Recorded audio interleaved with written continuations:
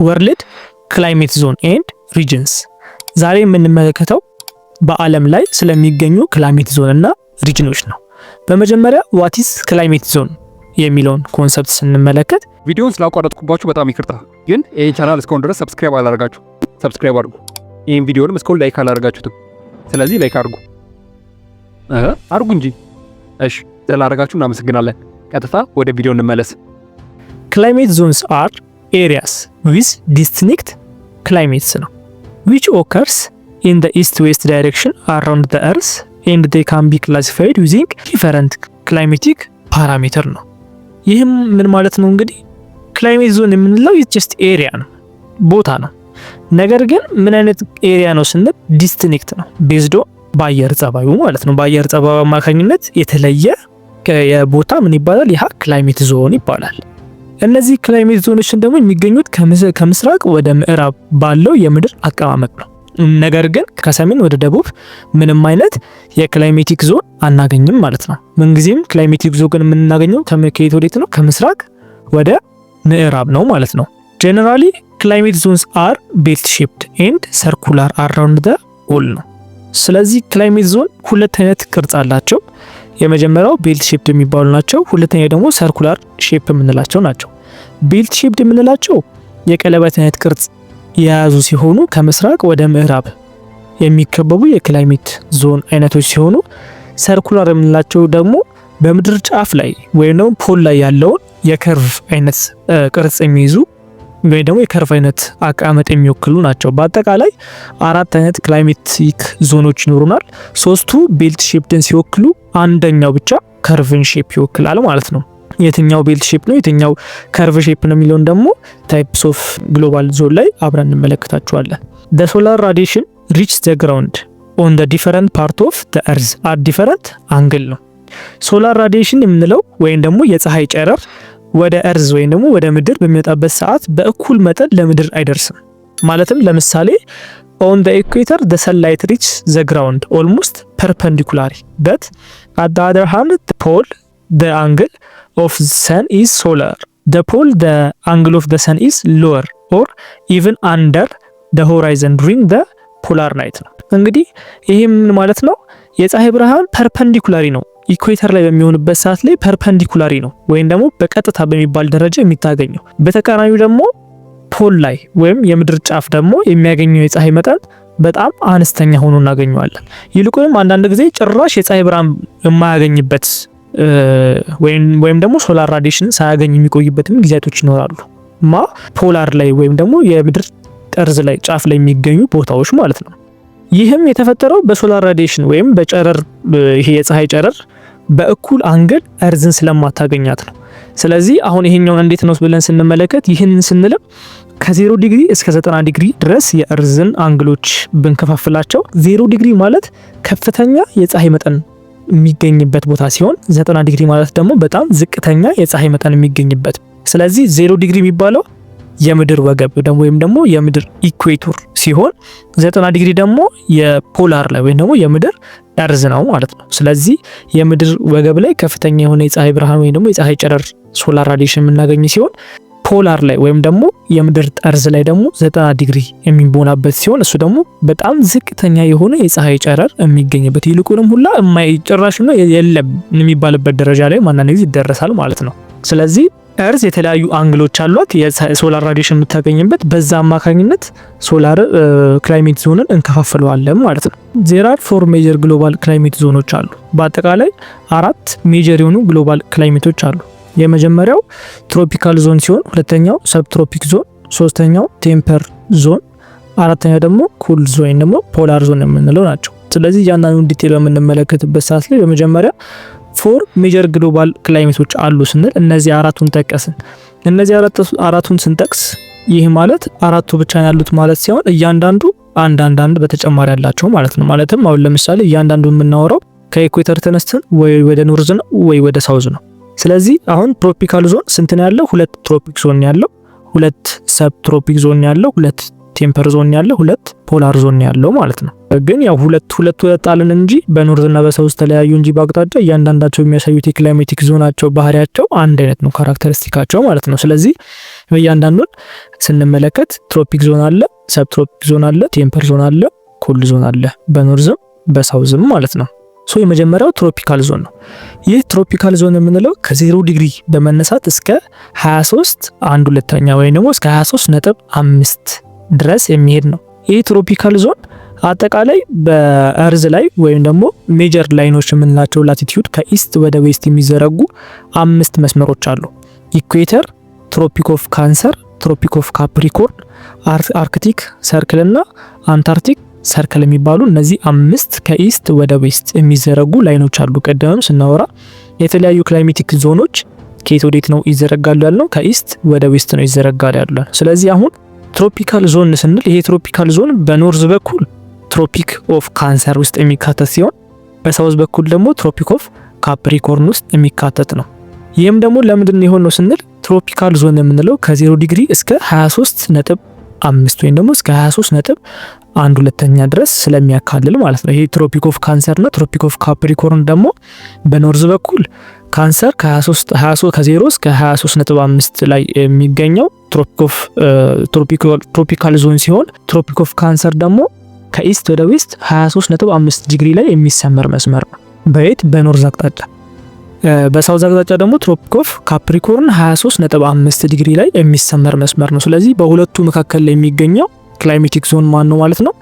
ትሮፒካል ዞን ነው ማለት ነው።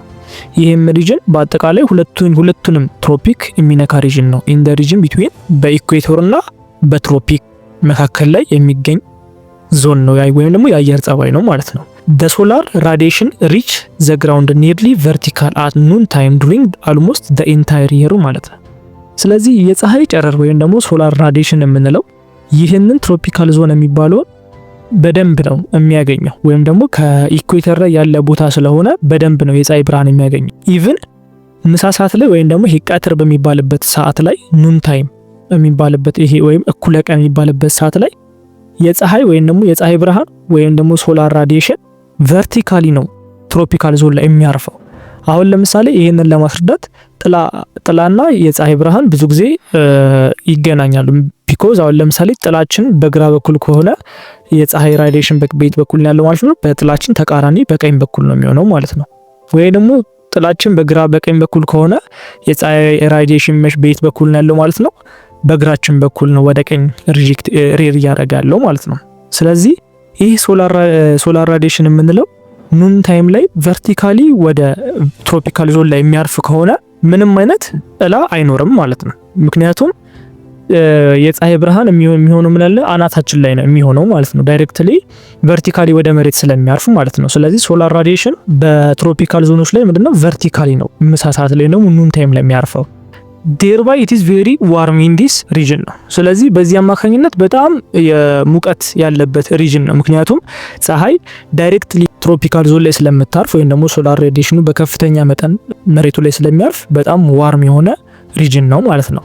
ስሩ ሃይ ቴምፕሬቸር የሚገኝበት ወይም ሶላር ራዲዬሽኑ ከፍተኛ የሆነበት ቦታ ስለሆነ ሞር ዋተር ኢቫፖሬት ያደርጋል ማለት ነው እዚህ አካባቢ ላይ እና ደግሞ ሞር ዋተር ደግሞ በመትነኑ ምክንያት the air is often moist ነው። አብዛኛውን ጊዜ አየሩ ወይም ደግሞ ክላውዱ በጣም እርጥበታማ ክላውድ ነው ማለት ነው።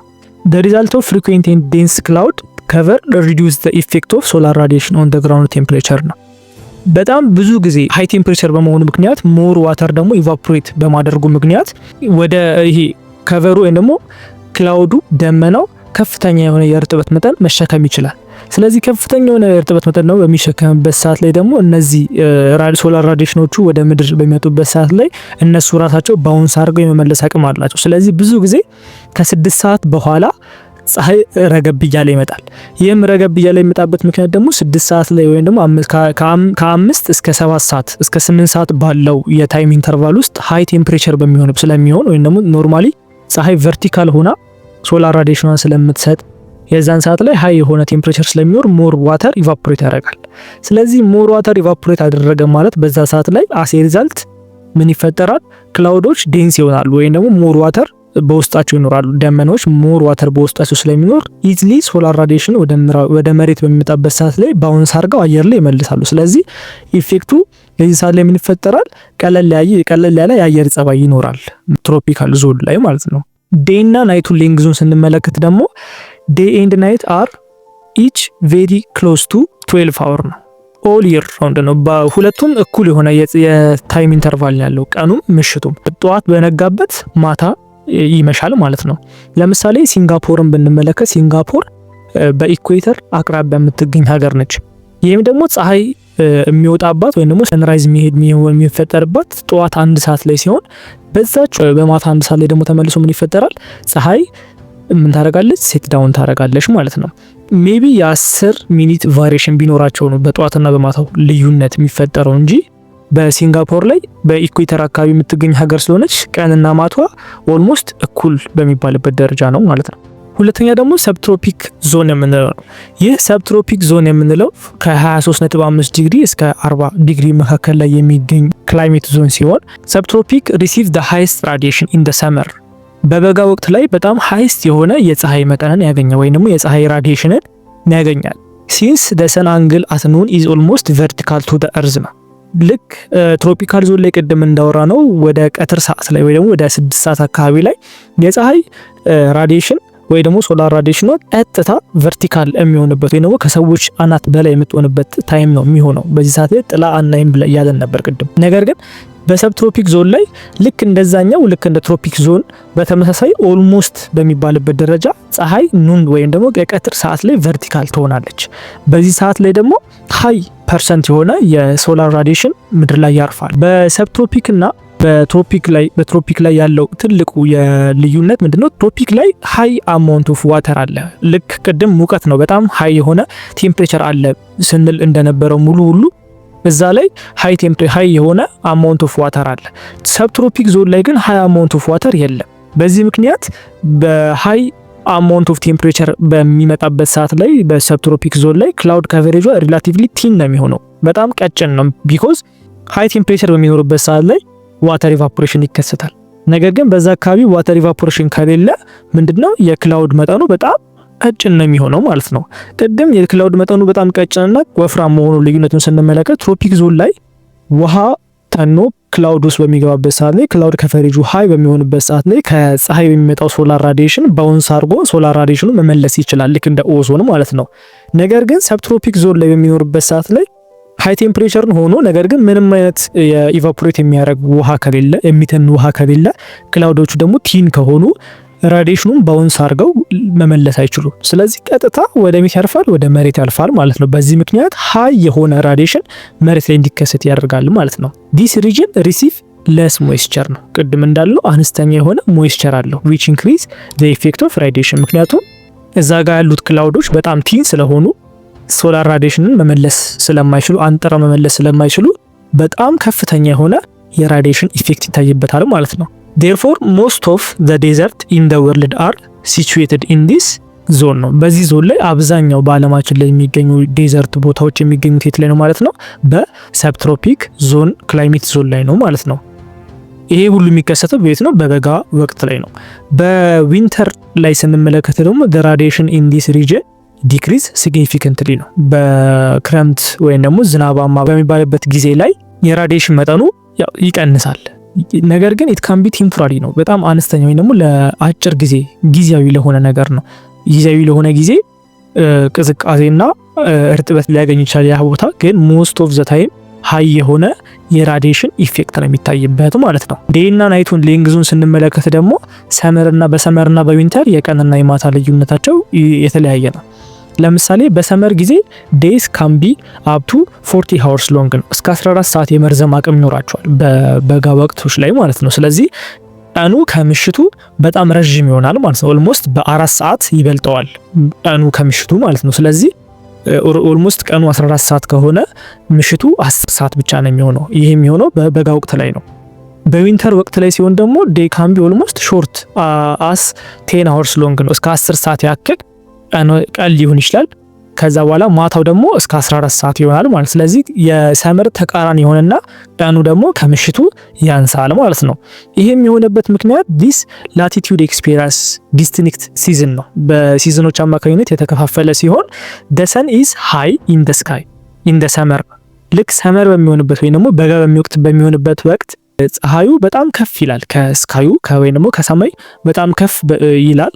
ልክ ዊንተር በሚሆንበት ሰዓት ደግሞ የሱ ተቃራኒ ሰን ወደ ስካይ ሎወር ይሆናል ማለት ነው። ስለዚህ የፀሐይ አቀማመጧ የቀንና የማታ ሰዓቱን ዲፈረንስ እንዲያደርግ አድርጎታል ማለት ነው። ሶስተኛ ደግሞ ቴምፕሬት ዞን የምንለው ነው። ይህ ቴምፕሬት ዞን የምንለው ከ40 ዲግሪ እስከ 60 ዲግሪ የሚገኝ ሲሆን in the temperate zone the solar radiation arrive at a lower angle and the average temperature here are much cooler than in the subtropic ነው። ስለዚህ ቅድም እያየነው በመጣ ነው መሰረት መጀመሪያ ከ0 ዲግሪ እስከ 23 ዲግሪ በነበረበት በትሮፒክ ዞን ላይ የነበረው የፀሐይ ጨረር ቨርቲካሊ ነበረ እና ደግሞ በጣም ሃይ ቴምፕሬቸር ነበር ብለን ነበረ።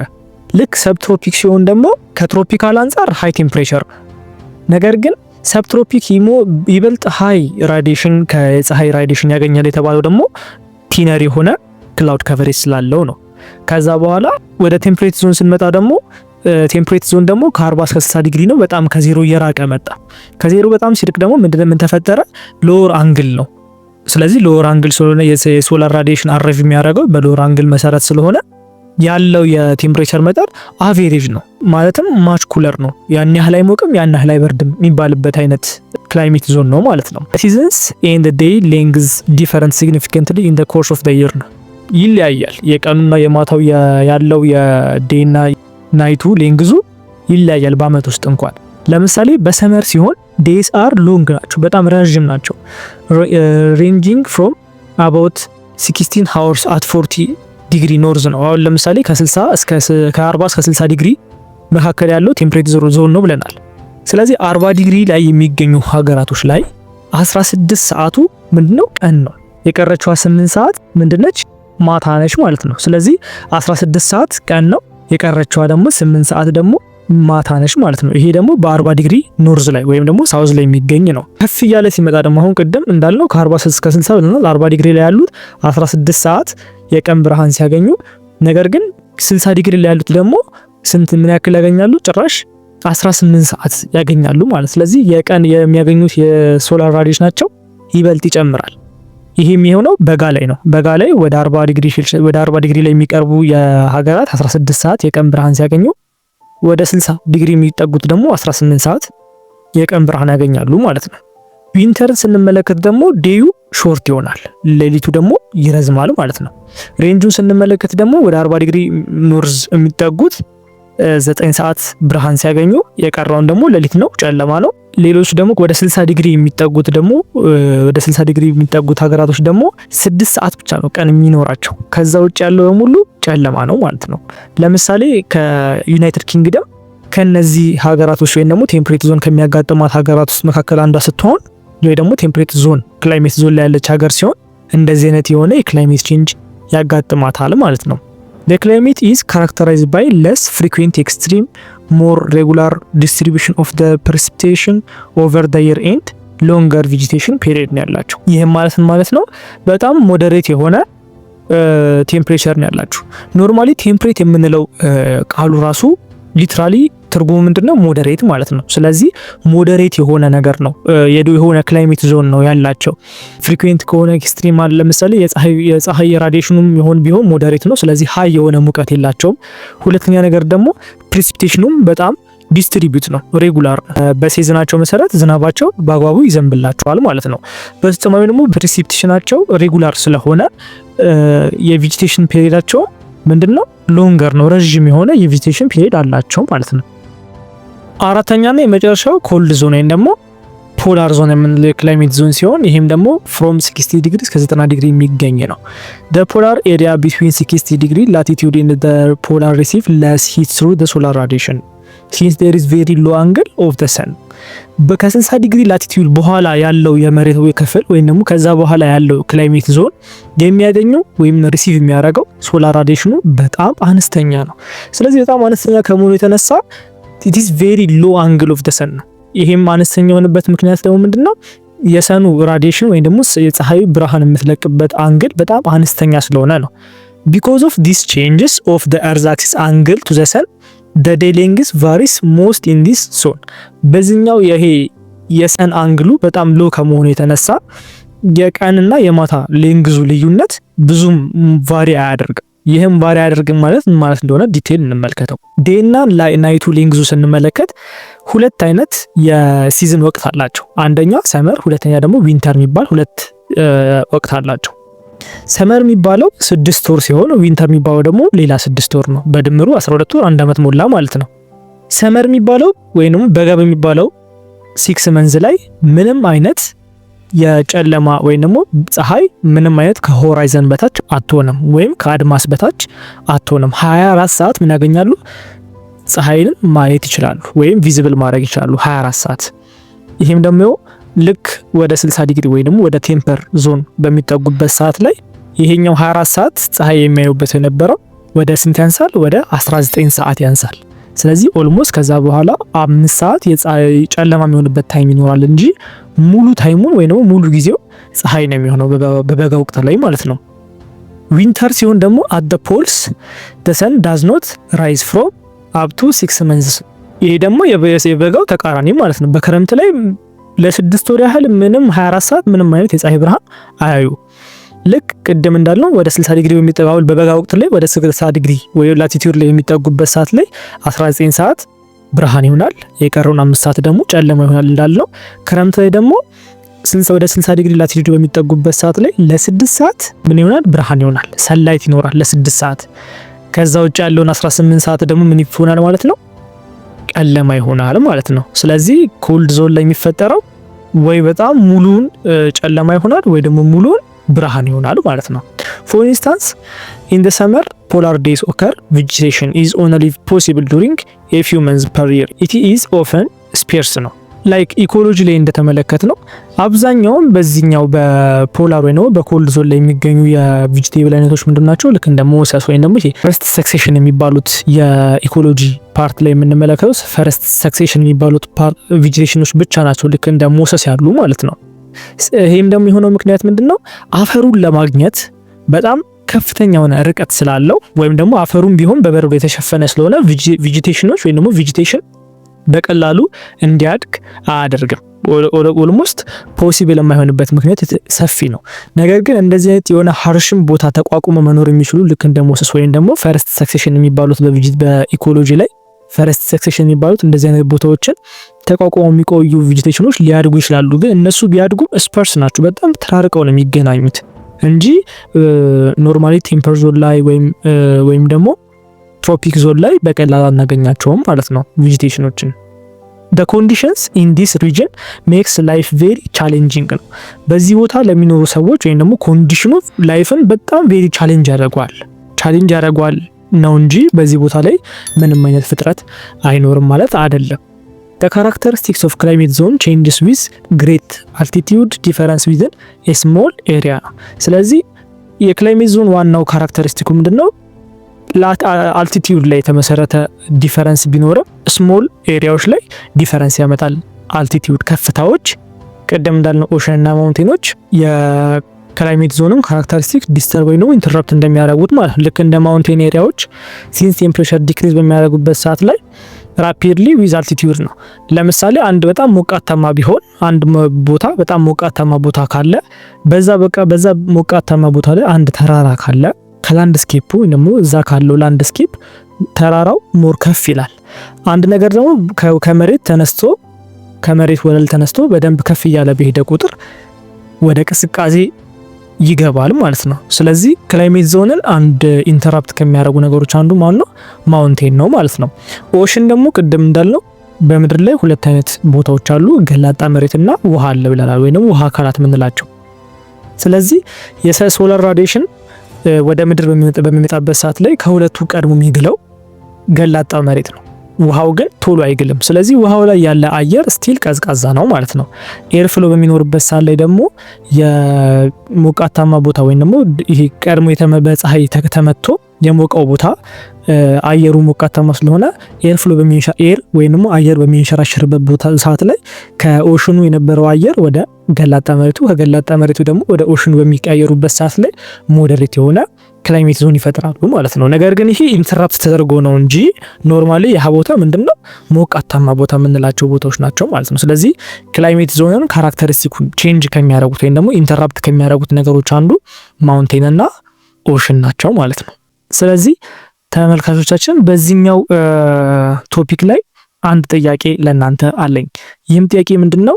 ኢትዮጵያ በየትኛው የክላይሜት ዞን ላይ ትገኛለች እና ደግሞ የቀንና የማታ ሌንግዟ ምን ያህል ነው የሚለው በኮሜንት ላይ አሳውቁ።